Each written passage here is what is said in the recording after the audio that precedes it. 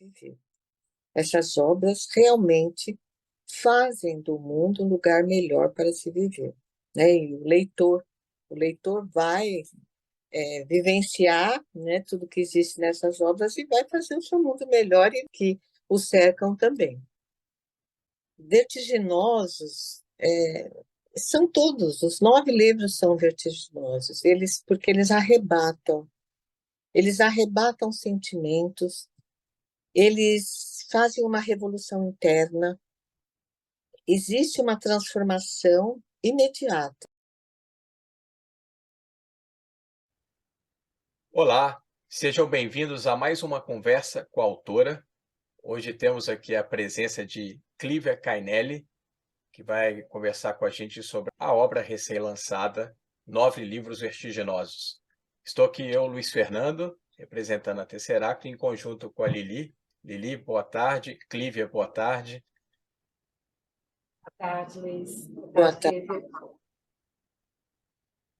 Bom, Clívia, acho que a gente podia começar com uma pergunta mais pessoal, né? Se você pudesse comentar um pouco dessa sua relação com a literatura, dessa sua relação também com a escrita, né? Afinal de contas, nós estamos lançando uma obra escrita por você. Então, se você pudesse comentar um pouco aí da sua trajetória para a gente. Certo. A literatura sempre esteve presente na minha vida. Desde cedo, sempre gostei de ler e fazia aquelas produçõezinhas, aqueles escritos, né, da infância, adolescência, e para mim, assim, sempre foi um sonho ser professora de português, né, sempre gostei muito de literatura e escritora. Então, para mim, assim, sempre pensei, né, em trabalhar esse sonho. É, Tanto que eu me formei em letras, né, busquei essa formação acadêmica e português foi a minha opção, a primeira opção, fui aprovada e eu pude escolher mais uma língua. Na época, eu escolhi o espanhol e foi assim muito importante na minha vida porque a literatura espanhola e a literatura hispano-americana, junto com a portuguesa, brasileira, foram assim alimentando mais, né, essa minha vontade de ler, de escrever, não só uma vontade, uma necessidade. Porém, no mesmo ano que eu fui aprovada na Universidade de São Paulo, em letras, eu também passei num concurso de um banco público. E deixei um pouco esse sonho de ser professora, de escrever, porque no momento, né, eu precisava aproveitar esse momento da minha vida e trabalhar no banco. Fui classificada, bem classificada, e fui trabalhar na área de recursos humanos, em treinamento e desenvolvimento. Então, foram assim, 20 anos em treinamento e desenvolvimento, que eu pude também, paralelamente, junto com a faculdade, junto com os projetos, com os cursos que nós montávamos, com os planejamentos, a formação de multiplicadores, eu pude também aproveitar um pouco, bastante, não um pouco, da faculdade, né, dos conteúdos, dos objetivos e conceitos da faculdade. Foram, assim, anos muito, muito bons, muito dinâmicos. A pedagogia institucional acrescentou muito na minha vida e eu me aposentei com 43 anos. Então, me aposentei muito cedo, o que hoje eu acredito que já não é possível. E eu falei, agora eu vou realizar o meu sonho, que é ser professora na área escolar, na educação escolar, E ler, escrever, fazer cursos, me desenvolver, principalmente nessa parte da educação, da literatura, enfim. Eu me aposentei numa quarta-feira, na segunda-feira eu já fui dar aula no estado. Na época se chamava ACT, eram as contratados temporários. Substituí um professor de português e foi muito assim, muito interessante, porque eram terceiros anos noturnos e os professores já não eram como na minha época, que eles reclamavam muito dos alunos, que a educação estava muito complicada, muito difícil. E como eu me sentia tão renovada, né? Mesmo com 40 e poucos anos, eu me sentia renovada para trabalhar com esses jovens, com os jovens, adolescentes. E eu fiz uma união entre as estratégias, os recursos de treinamento com a literatura, com a gramática, com os conteúdos, e foi muito bom. Tivemos um retorno positivo, fiquei 6 meses no estado, depois eu fui trabalhar em escolas particulares, trabalhei com Fundamental 2, ensino médio, e dando aula de português. E é interessante que quando eu fiz espanhol, quando eu estudei, eu me formei em espanhol, o que estava no auge era o francês. Era o francês, né, o inglês, e quando eu comecei a dar aula, chovia aula de espanhol. Eles precisavam de professores de espanhol porque não tinha, não existia, não tinha pessoas ainda formadas, né, nessa língua. Então, eu trabalhei bastante com literatura espanhola, dei aula com a língua, dei cursos básicos de espanhol e português, assim, o meu sonho foi realizado, principalmente a parte de literatura. Aí, quando se está atuando, fica um pouco mais difícil você escrever, as leituras são mais específicas para as aulas, mas ao mesmo tempo eu comecei a falar, olha, parece que está esgotado meus recursos, minhas estratégias com os alunos, parece que já ficava escorregadio, faltava alguma coisa, era tudo muito repetitivo. Eu falei, eu vou estudar. Fui fazer pós e fui fazer um mestrado. Foi um mestrado que eu conheci a Silvana, né, que nós ficamos muito amigas. No mestrado, eu estava com 62 anos, ela me indicou para dar aula na faculdade, já fui dar aula na faculdade, na Paulista São José, depois fui trabalhar na Academos, e nesse meio tempo fui estudando, lendo, para desenvolver a dissertação, precisei ler bastante, precisei pesquisar, e ao mesmo tempo eu não deixava a minha literatura, porque eu sou uma pessoa assim mais noturna, eu fico acordada, então eu fico lendo. A madrugada, muitas vezes eu vou dormir 3, 4 horas, eu estou lendo. Então, eu aproveitava esses momentos para ler e para escrever. Mas sempre assim, escrevia, escrevi poemas, escrevi contos, né? É, alguns foram publicados, mas nada assim que eu tivesse ainda uma certa, não era bem aquilo que eu queria. Eu queria uma outra literatura, uma literatura que não que fosse além dessa, já que nós estamos acostumados. Já também escrevi muito sobre a literatura espanhola, sempre gostei muito. Enfim, fiz até uma pós em espanhol que eu também tive que escrever sobre a poesia argentina. Enfim, esse meu contato com a literatura mais próximo, assim, foi desde a faculdade, e depois quando eu me aposentei do banco, e fui realmente trabalhar com a educação escolar, fui estudar, fui fazer mestrado. E no mestrado encontrei pessoas assim maravilhosas. Na faculdade, a faculdade me deu a oportunidade de trabalhar com pessoal da pedagogia, em que nós também trabalhamos bastante a parte literária, produção de texto, interpretação de texto. Então, foi uma oportunidade muito grande. Mas o que realmente me deu esse momento valioso da literatura foi quando eu conheci a professora Ana Haddad. Aí começou realmente esse momento mágico. É isso que eu quero, isso que eu quero. Quero escrever sobre obras, sobre livros.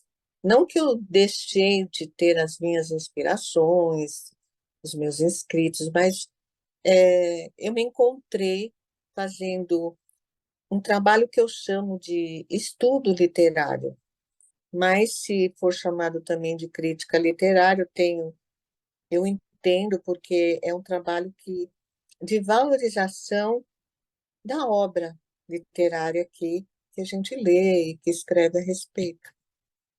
Então é isso. Longo, né? Também, a idade, né? É longa. É. Ótimo, Muito Clívia. bom, É sempre Clívia. bom, né, escutar a história do próprio autor, né? E que bacana. Obrigado aí por compartilhar com a gente. Falando de inspiração, né, Clívia? Você falou essa questão da sua amizade com a Ana também, né? Você foi bem inspirada, né, para você ter esse nome, Nove Livros Vertiginosos. Você pode comentar um pouquinho para a gente sobre essa proposta central dessa obra? Ah, com certeza. Fui bem inspirada e é, tive um norte.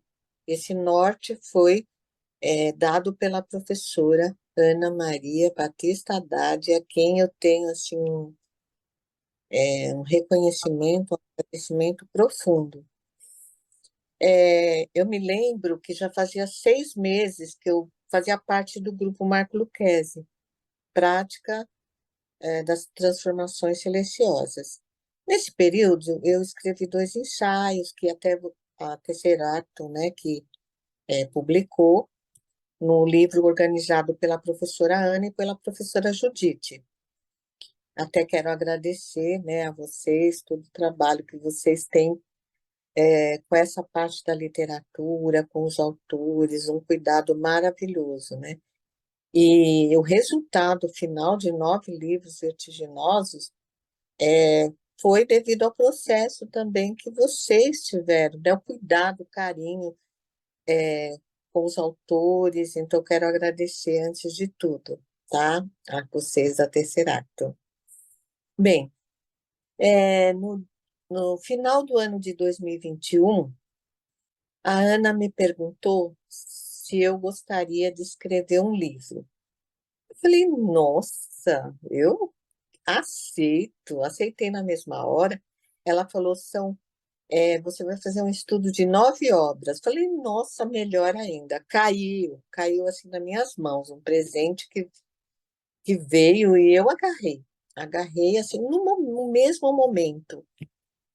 Aí ela me deu como sugestão o título e ela falou, você fique à vontade para modificar, para transformar. Me sugeriu os livros também. Ela deu o norte, mas eu poderia caminhar livremente, né? Na organização do trabalho, na produção, tanto que ela não me deu assim, não me orientou assim, olha, você segue isso, você segue aquilo, não. Ela me deu liberdade total, até mesmo para modificar o adjetivo, né, do vertiginosos. Então, eu realmente falei, não, no começo de 2022, eu já adquiri todos os livros, comecei a ler e fiz o prefácio. Ela lia, só lia e falava, tá ótimo. Não, nunca assim interferiu em nada, né? É sua criatividade.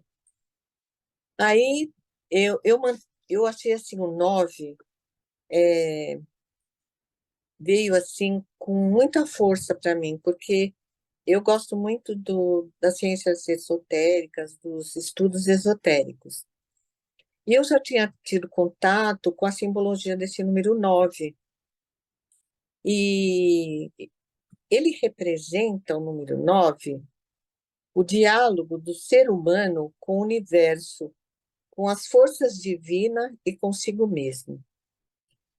Busca a paz do movimento comprometido com a vida e deseja fazer do mundo um lugar melhor para se viver. Essas obras realmente fazem do mundo um lugar melhor para se viver, né? E o leitor vai vivenciar, né, tudo que existe nessas obras e vai fazer o seu mundo melhor e os que o cercam também.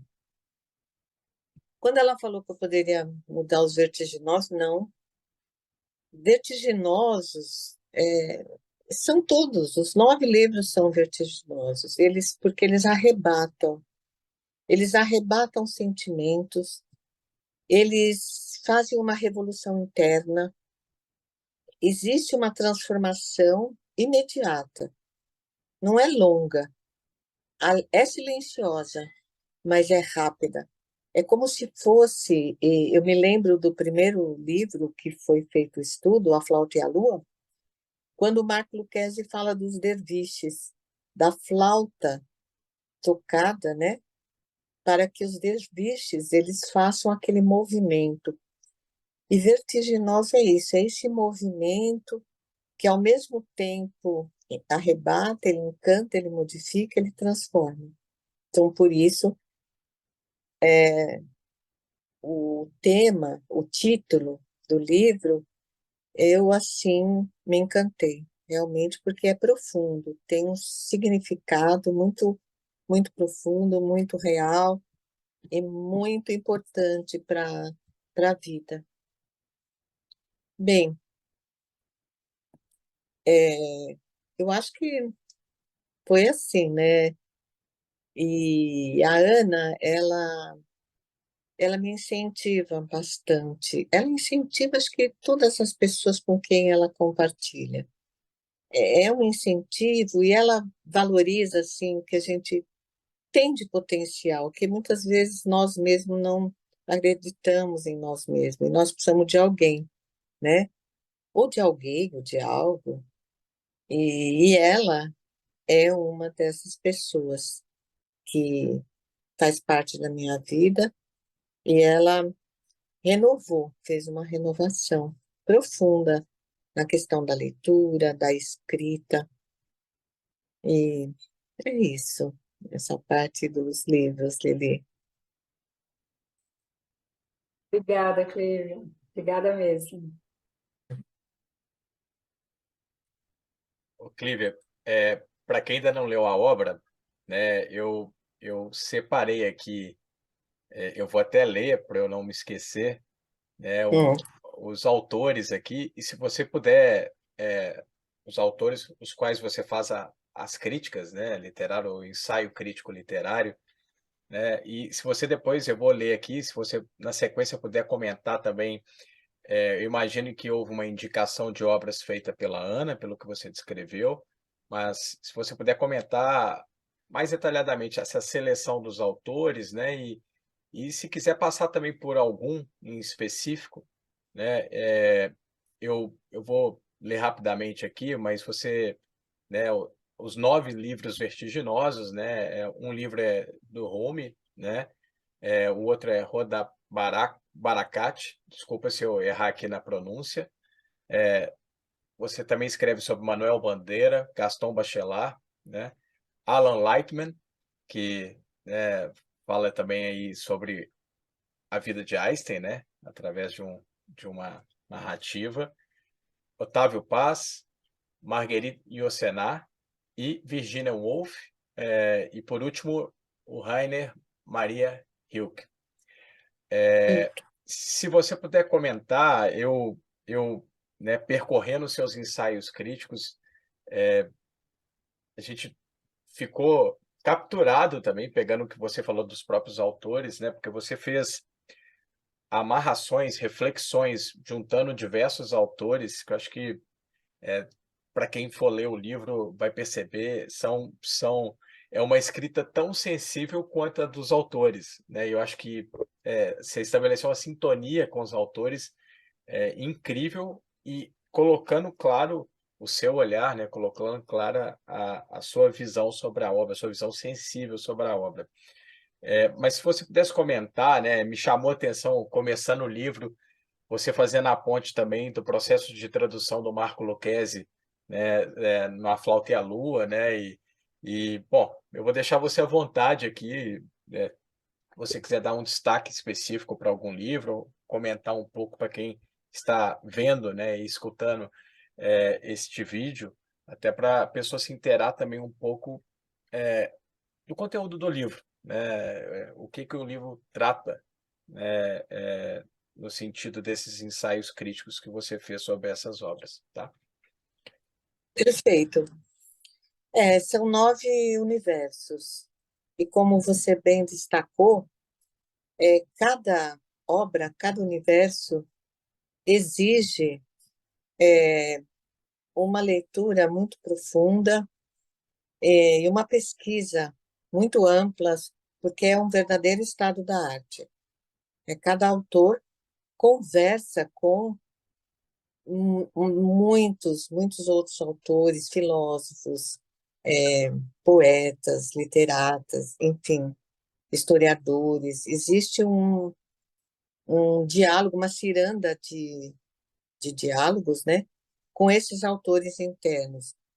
Então, é muito importante estar atento nas leituras desses livros. Eu estive atenta às epígrafes, às citações, fazia uma leitura rápida no geral, né? Fazia aquela leitura primeira para me para fazer parte daquele universo e ia destacando, olha, ele conversa com esse, o que tem esse autor, né, relacionado com essa imagem, com esse conteúdo que ele quer passar, com esse conceito. Então, é bastante estafante, é uma pesquisa longa, mas bastante agradável também.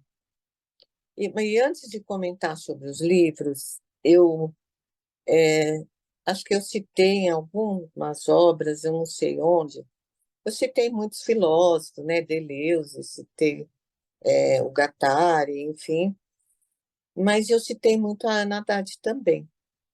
E eu descobri, né, nesse processo, que é um processo alquímico, né, de transformação que essas obras provocam, tem muito a ver com o que eu destaco de um texto que a Ana Haddad escreveu. Eu entendo que é perfeito, ele se adequa a todas essas obras, a todas essas boas literaturas. E se me permitir, eu vou ler, porque é um trecho assim um pouquinho, não é tão curto, mas também não consigo guardar. Os escritores e cientistas comprometidos com a vida e que entendem desde sempre a importância desta passagem tão transitória, buscam de forma incansável extrair o máximo para compreendê-la em suas leis mais profundas. Leis estas que não se reduzem a um mero olhar contemplativo, e muito menos a experiências que não tenham um sentido para melhorar e transformar a vida humana. Então, eu acredito que esse trecho, né, tantos outros autores que eu citei, mas esse assim ficou para mim muito marcante, tem a ver com todas essas obras. Eu escolhi organizar por cenas, também isso foi uma opção minha, porque cada obra, ao final, eu entendia que era uma cena em que os personagens, né, o tempo, o espaço, eles convidam o leitor a fazer parte deste palco. É como se quebrasse aquela questão da quarta parede, né, no teatro, e o leitor ele está o tempo todo. Os olhos percorrem, mas os olhos convidam os sentidos, né, para fazerem parte. Então, eu ouço o som da flauta, né, dos derviches, eu ouço os versos que Marco Lucchesi traduz na Flauta e a Lua. Esse livro tem uma capa belíssima, né? Tem fotografias também muito lindas, né? E ele faz uma tradução de poema de um místico do Islã, né? Uma tradução do persa para o nosso idioma, né? Um presente para nós de língua portuguesa, sobre versos de um místico do século XIII, praticamente. E são versos que falam sobre o amor, principalmente sobre o respeito ao outro, o respeito ao próximo, para que se chegue à unidade, para que se chegue a Deus, enfim. Os versos são belíssimos. Se eu fosse ler, seriam todos, né? Mas eu vou destacar aqui, deste livro, as notas que o tradutor faz, que é o Marco Lucchesi, e o diário de tradutor dele. Ele faz assim, o diário dele, ele faz com que a gente viaje junto com ele nesses poemas, nessa viagem que ele fez ao Oriente, conhecendo todo o trabalho do Rumi, né? E ele vai colocando ponto a ponto, dá para ver que é um trabalho extremamente estafante, difícil, e ele escreve no dia 16/12/2006. Quando estudo uma língua, mesmo que de modo instrumental, como é o caso do persa, avanço por longas jornadas que me tiram o sono, como se vagasse no limbo de indecifrados silêncios. Então, é um processo tradutório que exige também consulta de gramática, de tal, mas é uma tradução dialógica, uma tradução que ele mescla, né, esses dois lados. Então, A Flauta e a Lua vale a pena ler, porque tem alguns versos, eu preciso ver a página ainda, mas eu me lembro que o Rumi ele faz uma aliança, uma harmonia entre o islamismo e o cristianismo. Então, ele fala dos profetas do Islã, mas fala também de Nossa Senhora, dos profetas do cristianismo. Então, vale a pena. Assim, é um livro que realmente é apaixonante e traz muitas lições.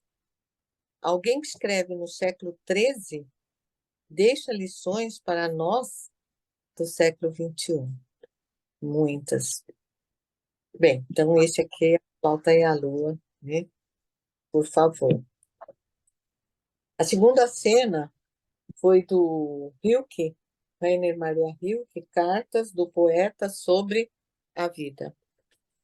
Essa segunda cena, eu destaquei que, na solidão das cartas do Rilke, ele abre espaços interiores dele.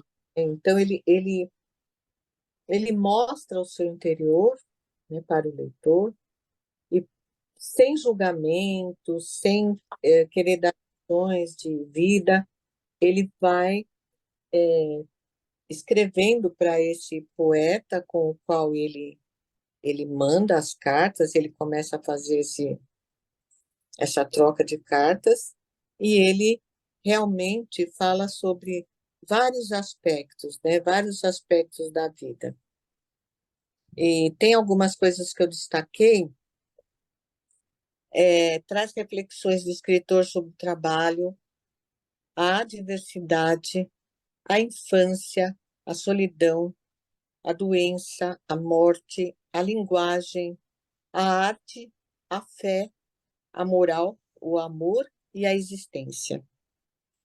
O tradutor, né, que é o Bayer, ele enfatiza bastante que para o Rilke a beleza reside em cada coisa.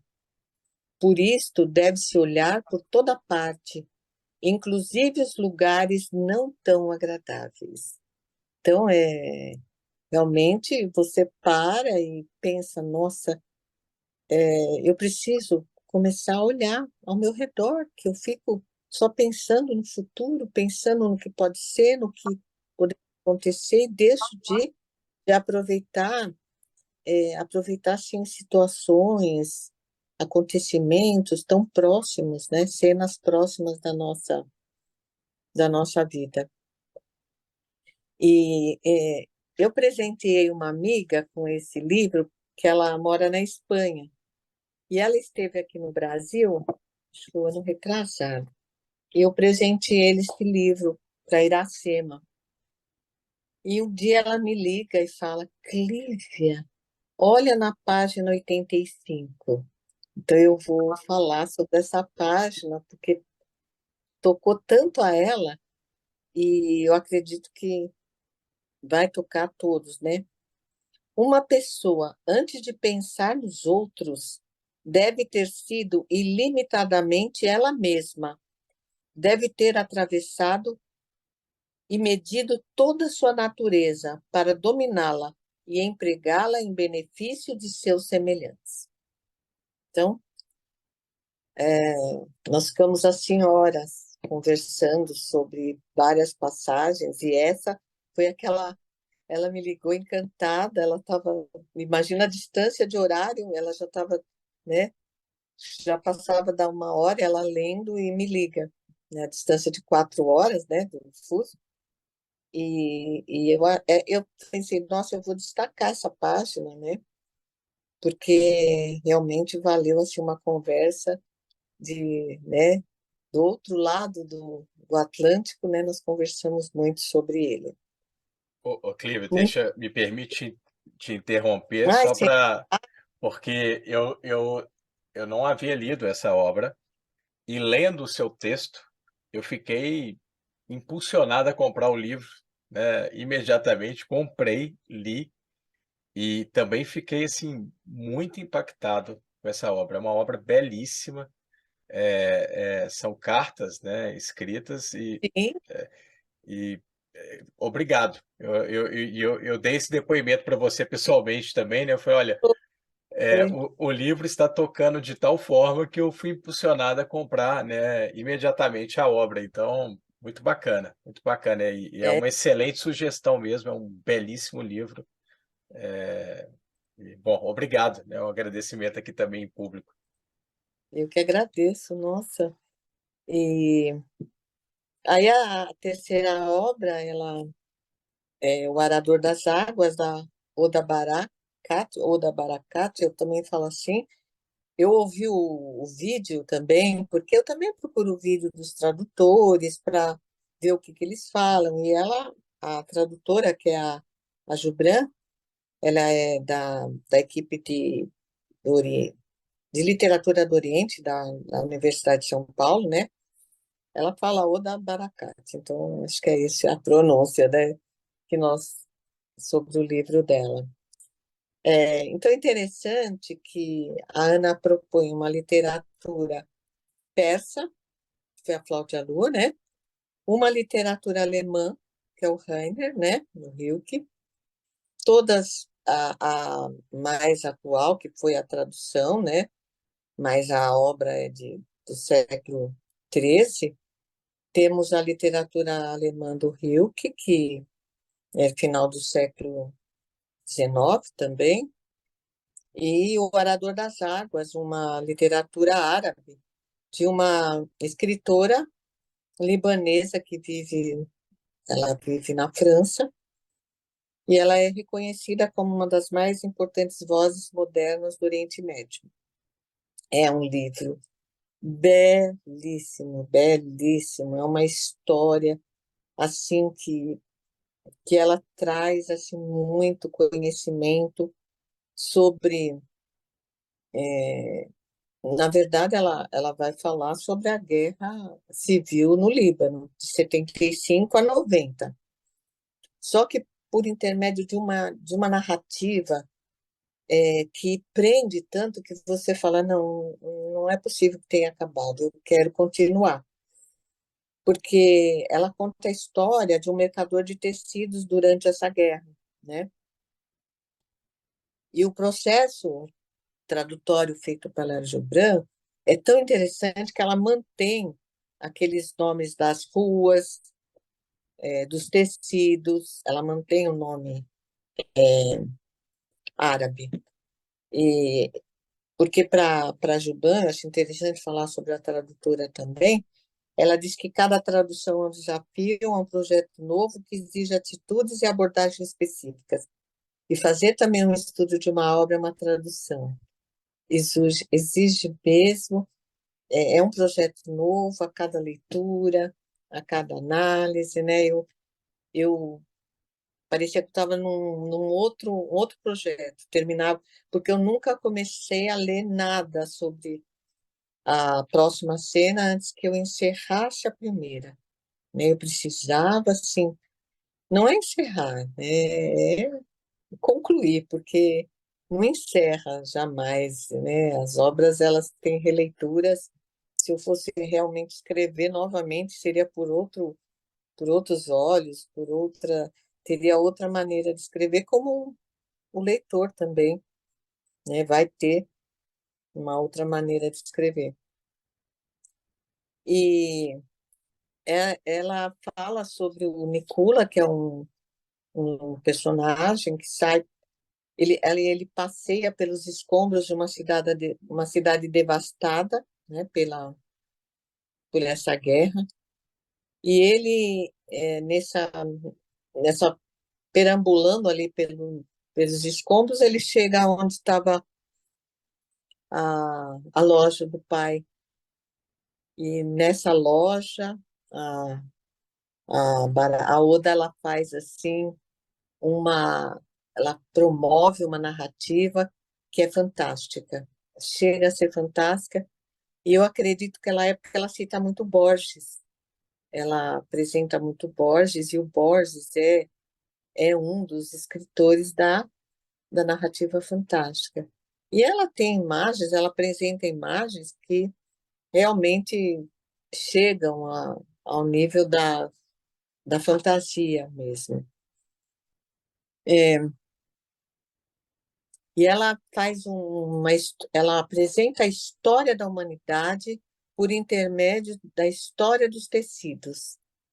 Então, vai do algodão, né, passa pela seda, e aí, não só no Oriente, aí vai para a Europa, as cidades, os impérios, e ela vai contando toda a história da humanidade, da civilização, por meio dessa criação dos tecidos, que foi sempre tão importante para a humanidade. E ele, o personagem, ele vai contando essa história dos tecidos a partir de um amor da sua vida, que foi uma empregada curda quando eles ainda não estavam, não tinha acontecido a guerra, e ele vai sonhando com ela e vai transformando e vai trazendo essa história à medida que ela vai crescendo. De criança, que ela usava algodão, ela vai passando para o veludo, para a seda. E é muito interessante, na página 104, eu destaquei que a Shamsa, que é essa empregada curda, ela diz assim: eu sou gorda, disse Shamsa, porque não tenho país. Eu, como para que o meu corpo cresça e plante o seu peso firmemente na terra, como para fazê-lo pressionar o chão. Então, ela fala, né, a Oda também apresenta toda a história do povo curdo no Líbano, com a chegada deles no Líbano. E é muito interessante que ela usa também a história do Saturno. Ela me chama muita atenção, porque eu sou muito fã de astrologia, né? Eu gosto muito. E o avô do personagem principal, ele fala que eles não deveriam ir para o Líbano, porque o Líbano é regido pelo planeta Saturno. E o planeta Saturno, ele é o da carência, que eles vão passar muitos sacrifícios, vão ter que lutar muito. Então, ela faz assim ela traz todos esses elementos que vão enriquecendo muito, né, o texto. Aí o Manuel Bandeira, a Estrela da Manhã, que nós lemos no ensino, no ensino médio, né? Ele veio assim com uma leitura totalmente renovada nesse projeto, os 9 livros. O Manuel Bandeira, ele faz assim, a estrela para ele, eu comecei a ver sobre os livros que ele escreve também, sobre o seu trabalho. A estrela é uma metáfora recorrente nos livros do Manuel Bandeira. E a estrela da manhã, para ele, ela se distancia da, da monotonia, da morbidez, da angústia metafísica, da impessoalidade, do rigor formal e da perfeição métrica dos versos. Mas a estrela da manhã se aproxima aos recortes da realidade, a busca do sentido interior, da linguagem coloquial espontânea, do presente. Todas as obras falam do intenso presente, da importância desse tempo que reúne tanto passado como futuro, e dos espaços poéticos, vividos e imaginários no cotidiano. Então, são poesias assim que você pensa, nossa, são 28 poemas, e são versos livres e brancos, né? Em que ele deixa como ele traz um poema que é o central, né, que dá o nome ao livro. Ele mostra que a estrela da manhã é um resplandecer entre dois mundos, e todos os poemas que ele trata também vai falar sobre isso. O ideal, o sonho, o inatingível e o real dos arredores costumeiro da vida material. Eu gostei muito de ler que o Bandeira ele fala sobre o seu modo de fazer poético. Ele mesmo diz: não faço poesia quando quero, e sim quando ela, poesia, quer. Então, Manuel Bandeira ele faz uma intertextualidade com as cantigas medievais, ele faz uma intratextualidade com os próprios poemas dele. Então, é uma obra que realmente traz uma força de sentimento, uma tensão muito grande, né? Força de espírito. E ele fala também, que eu achei muito interessante, que a poesia ela vem pela força do sentimento, pela tensão do espírito, que acodem ao poeta as combinações de palavras onde há carga de poesia. Então, vale a pena ler, pesquisar sobre todos essas literaturas que ele traz, que são literaturas de cordel, fala sobre a religião que os colonizadores trazem para o Brasil, dessa fé no cristianismo, nas santas. Então, é uma leitura que traz assim muitos conteúdos, muitos conceitos interessantes. O Gaston Bachelard, ele é apaixonante, né? A poética do devaneio. Aí eu fui ler a poética do espaço, eu fui ler todos, porque, nossa, um filósofo que traz assim por meio da fenomenologia, um olhar da poe... um olhar que ele traz só o poeta pode traduzir, né, todo sentimento, toda emoção. Então ele fala, tem uma parte aqui que eu vou ter que ler, porque a introdução que ele traz já é uma obra, né? A introdução do Bachelard é uma obra. Mas ele fala muito sobre a imagem e o sonhador de palavras. E o que é essencial na sua obra? Que a imagem seja acertada. Pode-se esperar, então, que ela tome o caminho da alma, que não se embarace nas objeções do espírito crítico, que não seja detida pela pesada mecânica dos recalques. Como é simples reencontrar a própria alma no fundo do devaneio. O devaneio nos põe em estado de alma nascente. Então, o devaneio desperto, ele diz que só se encontra nos poetas. E aí, ele cita milhares de poetas que eu fui buscar e fui ler e fui mergulhar nesse mar da literatura poética que ele traz, né?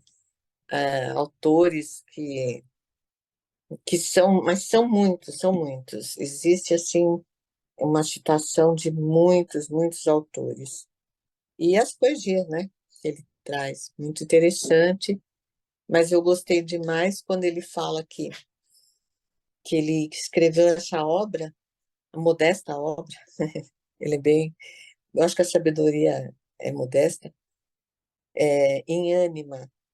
Ânima é o lado feminino, não que seja do gênero feminino masculino, mas essa singularidade, essa tranquilidade, essa beleza que tem o feminino nas coisas e nas palavras.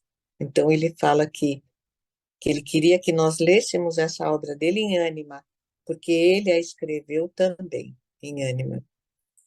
Então, é o que ele deixa para nós de. E aí chegou Alan Lightman, Sonhos de Einstein. Um físico contemporâneo escrevendo sobre um físico, né? O nosso grande Einstein, mas de uma maneira assim, ele é físico, ele não usa uma fórmula, ele não usa uma fórmula matemática, não usa uma fórmula física, nada, nada. É só poesia. Ele fala sobre o tempo, pessoas que vivem num tempo que mais, que não é um tempo relativo, pessoas que vivem sobre o tempo do cronômetro, do relógio. Então, vários tipos, ele coloca várias personagens vivendo em função desse relógio, tanto que começa a falar sobre o relógio bate, e ele vai mostrando como, como acabam, como, né, essas pessoas que vivem sob o jugo do relógio, do cronômetro, desse tempo cronológico e não relativo, elas podem não experimentar toda a beleza que apresenta o universo. Eu marquei no final, Sonhos de Einstein, página 100. Então, ele fala dos mundos e dos tempos. E, na verdade, ele fala das crianças, que ele fecha com as crianças. As crianças que têm agilidade para apanhá-los não têm vontade de parar o tempo. Elas não têm vontade de parar para pegar o rouxinol que voou. Porque para as crianças, ela não quer parar o tempo.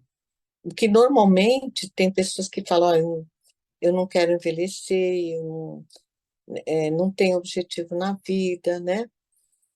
Elas correm de um momento para o outro, ansiosas para que cheguem seus aniversários e novos anos, mal conseguindo esperar pelo resto de suas vidas. Os mais velhos desejam desesperadamente parar o tempo, mas estão lentos e fatigados demais para apanhar qualquer pássaro. Para os idosos, o tempo voa rápido demais. Eles anseiam por capturar um único minuto do café da manhã, a mesa tomando chá, ou um momento em que um neto fica preso nos panos quando tenta despir-se de uma fantasia, ou uma tarde em que o sol de inverno reflete na neve e banha de luz a sala de música. Mas são lentos demais, precisam ver o tempo pular e voar para além do seu alcance. Então, o tempo para a criança, o tempo para os velhos, para os idosos, e ele vai criando mundos interessantes. Mas ele vai fazer, intercala entre essas cenas, entre essas paisagens belíssimas que ele descreve, ele vai intercalando a vida do Einstein. O momento em que ele descobre, né, a fórmula da relatividade, fala sobre a vida dele na família, como ele, até que ele aconteça, né, que ele consiga alcançar essa fórmula, o quanto ele vive só para isso, a família fica um pouco assim de lado, então ele vai contando e vai intercalando. E daí tem momentos que dá vontade de voar junto com aqueles pássaros, com aquelas paisagens, dá vontade de estar presente ao café da manhã, com aquelas famílias, enfim. Aí vem a busca do presente, Otávio Paz, então, de uma literatura americana, passamos para uma literatura mexicana, que é a busca do presente, e ele faz um resgate sobre os poemas de São João da Cruz e Quevedo, do Barroco espanhol, e vai traçando uma visão própria sobre o legado do movimento surrealista, fala sobre a dificuldade dos conflitos, da dificuldade do modernismo, que passou por duas guerras, que vive a tensão do consumo, da mercadoria, de tudo é uma mercadoria. Aí eu venho e trago o Bauman, né? Eu busco o Bauman para para argumentar, para embasar esses argumentos que ele traz sobre o modernismo e sobre esses momentos em que muito materialismo, as pessoas não pensam em aproveitar aquele momento presente. E um dos aspectos que eu marquei, que eu gostei muito, né, porque ele fala sobre a colonização da América dos Estados Unidos, da América do Norte, da nossa América espanhola e mais da América espanhola, né? E ele fala que as obras permanecem e conversam entre si, apesar das invasões, dos extermínios, das resistências e das lutas. Então, o que resta de tanto do sofrimento dos latinos, né, da colonização, na verdade, não apaga essa questão da literatura, que ela não é rival, elas se complementam, elas são eternas, é elas que que trazem essa paz, né? Aí tem o Tempo, esse grande escultor, vamos para uma literatura francesa, a Marguerite Yourcenar é belga, mas ela passa a viver na França, ela faz parte da Academia Francesa, e ela tem dentre todos ah, dentre todos os títulos, né, os subitens dos capítulos da sua obra, ela tem um capítulo que dá o nome ao livro, que é o Tempo, esse grande escultor. É muito interessante que é, ela,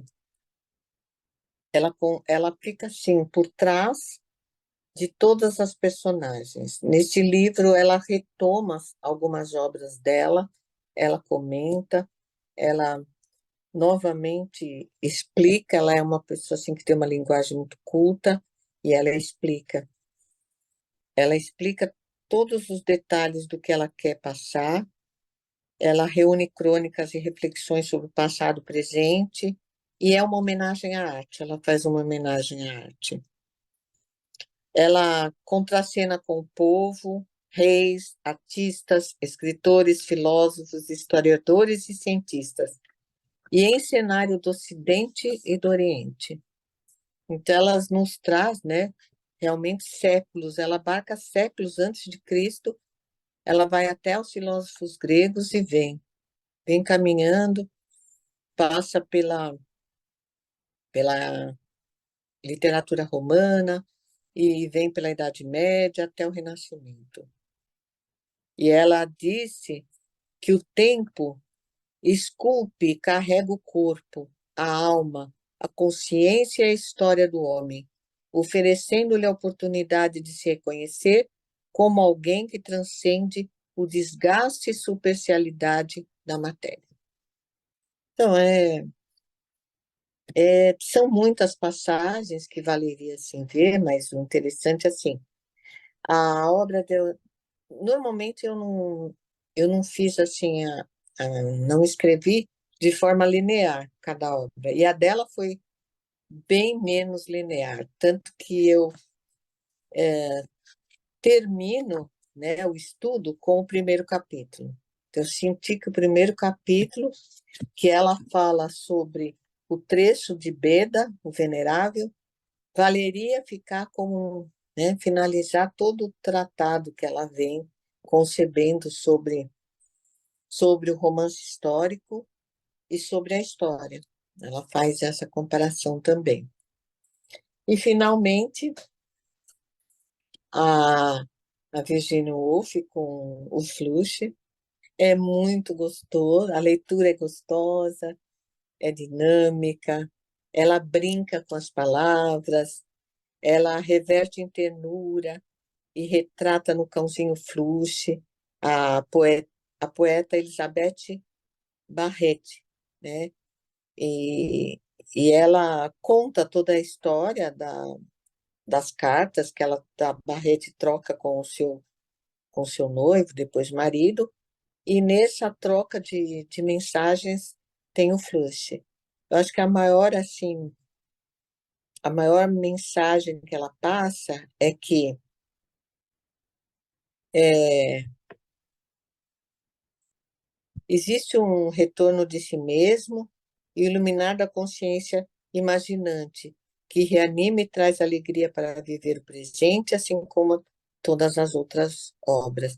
E é interessante que a gente sente, assim, dá vontade de acariciar o Flush, dá vontade de estar com ele, porque toda obra são sentimentos dele, os instintos, os olhos, e o cheiro, né? Que o faro é um dos instintos maiores, né? Do cãozinho. Então, ele sofre, os sofrimentos que ele passa, ela vai traduzindo de uma forma alegre, mas ao mesmo tempo muito sensível, bastante sensível. É assim, nossa, 9 obras. Ah, Maravilha, Clima. Deu para perceber, só de você falar, realmente, que o quanto esses trabalhos todos tocaram você pessoalmente, né? E sim. o que o processo dessa escrita toda gerou para você em termos de transformação pessoal e interna? Ai, perfeito. É, eu me senti renovada, Lili. Foi uma renovação, porque a transformação interior, ela fez com que eu buscasse no que já estava escondido, né, sabe lá nos escadinhos da memória, né, escondido tantas imagens, tantas coisas importantes que a gente deixa no meio do caminho, principalmente da infância, da adolescência, né, da vida adulta. Então, foi assim um resgate do lado, né, do lado de aspectos da vida que estavam assim na minha memória e vieram à tona de uma maneira transformadora, de uma maneira renovada, gostosa. E é interessante que, como a literatura é maravilhosa, porque ela nos renova, ela nos salva de tantas situações complicadas. Ela, ela nos cura diante de, muitas vezes, lidar com situações que são difíceis, complicadas, e tudo isso que foi lido está aqui, né? Tá guardado, tá guardado ali nos cantinhos, né, da memória, e no momento certo, no momento que você tem que lidar com situações do cotidiano, parece que elas ressurgem de uma maneira que eu teria vários caminhos para lidar com aquela situação. E vem um caminho mais tranquilo, vem um caminho mais leve, sem muito julgamento, críticas, né? Com mais compreensão das pessoas, mais compreensão, é, das pessoas em todos os sentidos. Então, é uma leveza muito grande. Por isso que não posso parar, né? Preciso ainda continuar.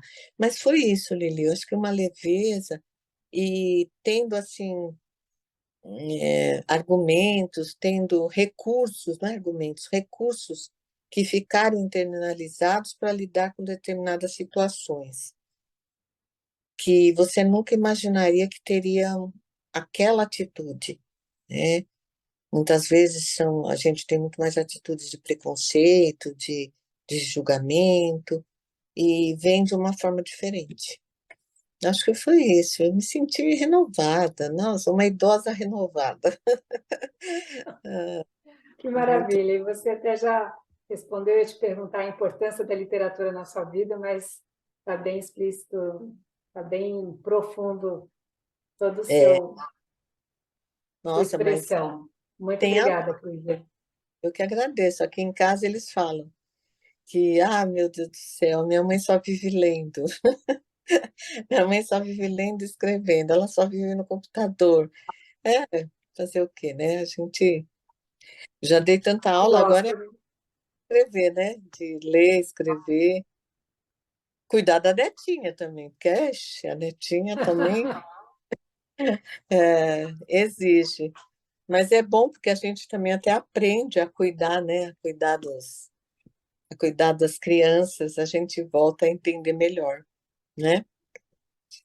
É isso. Obrigada, Clívia. Vou passar para o Luiz. Acho que ele tem algumas perguntas para fazer, ou finalizar a nossa. Tá. Acho que eu falei demais, né, Lili? Não sei se eu falei demais, Luiz. De forma alguma, Clive, de forma alguma. A gente estava aqui deliciando te escutando aí e vendo a Sempre sua, né, o quanto, como a Lili comentou, né, o quanto isso te move, né, isso te energiza. E sim. a gente está caminhando para o final, essa é a última pergunta, e você citou sua neta, você citou sua paixão pela literatura, e queria terminar te perguntando qual a importância que você vê, né, de incentivarmos mais a literatura no processo educacional, né, e aí eu falo desde a infância, né. Se você pudesse comentar um pouco, porque fechando, aqui o que você compartilhou com a gente, você também é professora, tem vivência de sala de aula, né, e tem vivência como educadora, então acho que ninguém melhor do que você para comentar aí, sobre essa relevância da literatura, né, dentro do processo educacional, tá? Eu acredito assim que é, ensinar a ler, eu acredito que isso não acontece. Mas acho que como educador é pelo exemplo, né? Se o aluno, se a criança, ela vê que você gosta realmente da literatura como professora, você dá uma aula que você mostra que realmente você leu, que você tem assim, que você se sentiu melhor com aquele trabalho. Eu sempre, é, eu não dou um livro assim para minha neta, nada, livrinhos infantis, e não fico falando para ela ler nada. Eu simplesmente pego, começo a ver, E aí ela vem, né? Porque é o modelo, o educador é um modelo. E na educação, eu trabalhei com um processo assim de leitura, porque como eu falei no começo, os alunos, eu estava me sentindo já assim esgotada em recursos, porque você chega para dar uma aula, tem a prova do livro, imagina, a prova do livro, né, no fundamental, no médio, e mesmo na faculdade. Aí eu comecei a fazer um trabalho de uma forma diferente. Eu acredito que uma prova de um livro, eles vão ler um resumo, né? E eu não sou contra. Vai ler o resumo, vai fazer uma prova, o outro conta, o colega conta, não adianta. Então, eu fazia um trabalho assim de dinâmica. O grupo por grupo, um comprava o livro, quem podia comprar. Depois nós tínhamos aula toda semana de leitura sobre aquele livro. Então, nós líamos, discutíamos, e eles tinham um caderno em que eles colocavam, era a literatura do meu dia a dia, né? A minha vida literária. Cada um dava um título para o seu caderno. E eles levavam esse caderno. Eu tenho até hoje alguns cadernos das crianças, dos adolescentes. Eles levavam esses cadernos e comentavam com os pais sobre o livro. Os pais também liam junto e eles escreviam nesse caderno, faziam fotos.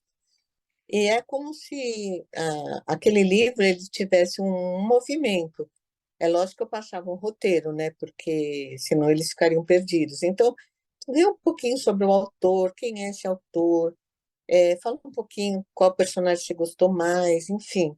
Acho que é um trabalho assim que estimule, porque para ler, para fazer uma prova, eu acredito que não é um estímulo. Se não dá para fazer um trabalho assim de dinâmica, é, é assim, propor leituras, falar sobre esses livros, porque eu acho assim que quando o professor fala sobre aquele livro, ele dá, ele leu, então ele leu, ele mostra para o seu aluno que o que, que o professor aprendeu daquele livro. Então ele também vai se interessar, né? Ele vai interessar. Eu penso dessa maneira, como professora, sempre atuei. É lógico que precisei estudar para modificar minha dinâmica. Eu vim de treinamento de empresa para ir cair na escola. Então, eu precisei estudar, precisei voltar ao Paulo Freire, voltar aos pedagogos, a estudar para melhorar os meus recursos. Eu acho que o aluno ele sente quando o professor gosta, se ele está. E outra coisa, eu trazia vários livros, e eles escolhiam os livros que eles iam ler durante o ano. Então, eles liam, eles falavam um pouco sobre aquela obra e eles escolhiam os livros. Então, acho que é por aí. É ter recursos, estratégias que realmente despertem.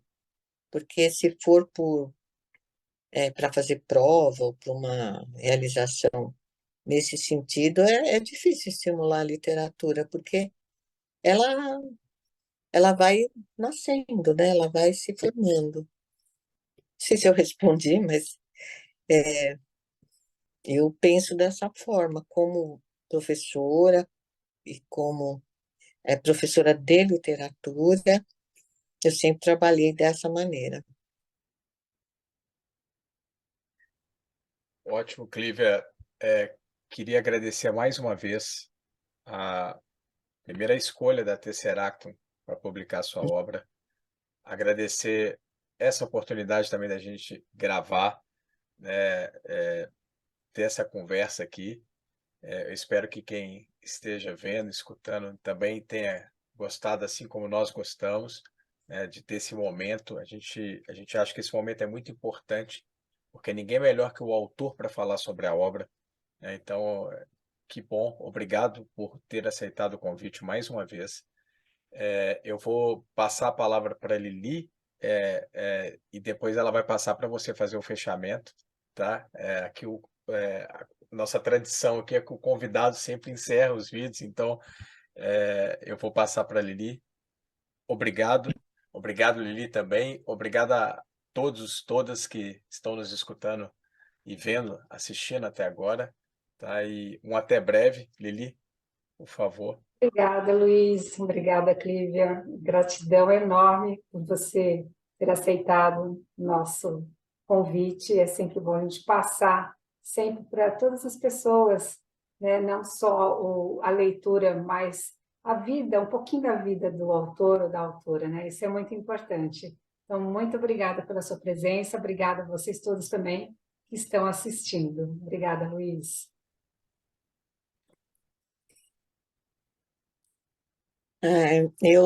Eu só tenho eu vou novamente agradecer a você, Lili, ao Luiz, a Tesserato, porque o resultado de 9 livros vertiginosos superou as minhas expectativas. Ficou muito lindo, ficou muito cuidado, assim. Ainda não vi a edição final, mas imagino em todas as provas que foram me passadas, eu gostei muito. Estou muito satisfeita e muito feliz, né, de estar assim editando e divulgando meu primeiro livro, assim, que eu considero um primeiro livro literário pela Tesserato.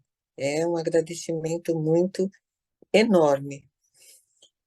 Para finalizar, eu só gostaria de dizer que a textura sonora das vozes de Lucchesi, Hilke, Barak, Bandeira, Bachelard, Light em Paz e Ocenari e Wolff compõem um poético palco que vibra e resguarda o existir para além do habitual.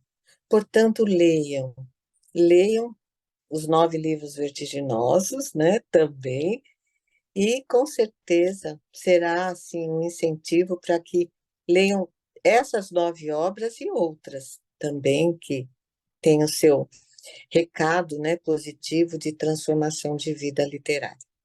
Então, muito obrigada pela oportunidade.